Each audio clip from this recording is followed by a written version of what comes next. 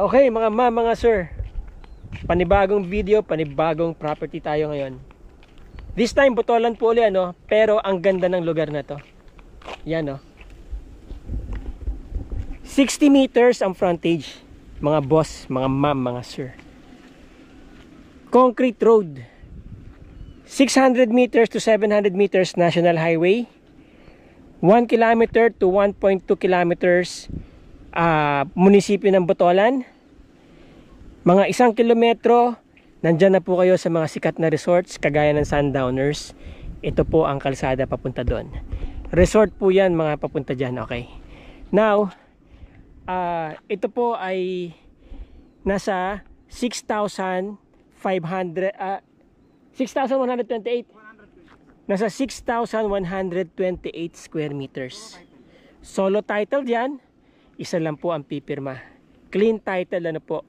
60 meters ang frontage. Hanggang doon may bakod na po yung gilid na kabila doon. Tapos papunta doon ay 100 meters. About 100 meters ano. Kulang more or less. Kasi nasa 6,128 meters siya. Alright.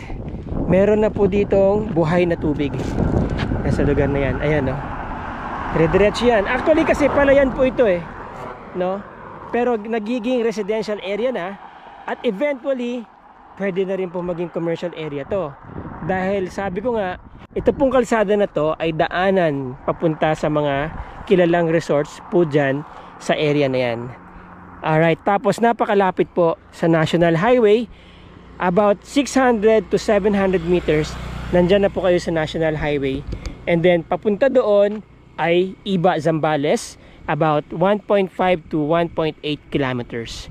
Okay, ito pong property na to ay about 4 hours to 4.5 hours drive from Manila. Recap po tayo ulit. Ang property ay nasa 6,128 square meters or sobra kalahating hektarya. Ang frontage nasa 60 meters, kaya marami po kayong pwedeng gawin sa frontage ano. Okay, tapos binebenta po ang property ng 11 million lang mga boss, mga ma'am, mga sir. First class municipality po ang Botolan, kaya it's up for grab. Okay, so yan. Again, natutuwa lang ako sa harap dito oh. Alam niyo ba itong puno na to? Sir, napakasarap ng bunga niyan, di ba? Bibihira na lang yung ganyan ngayon. Mansanitas. Oo. Alright mga boss, mga ma'am, mga sir, I hope na nag-enjoy kayo sa video at na-present ko ng maayos itong property na to. Again, this is my contact number.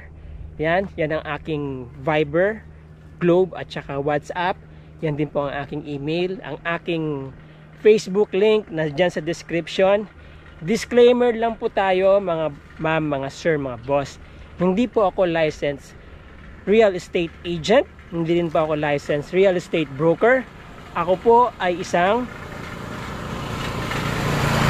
property vlogger and property finder. Alright, so maraming salamat po sa inyong panonood. Maraming salamat sa inyong oras. Ciao.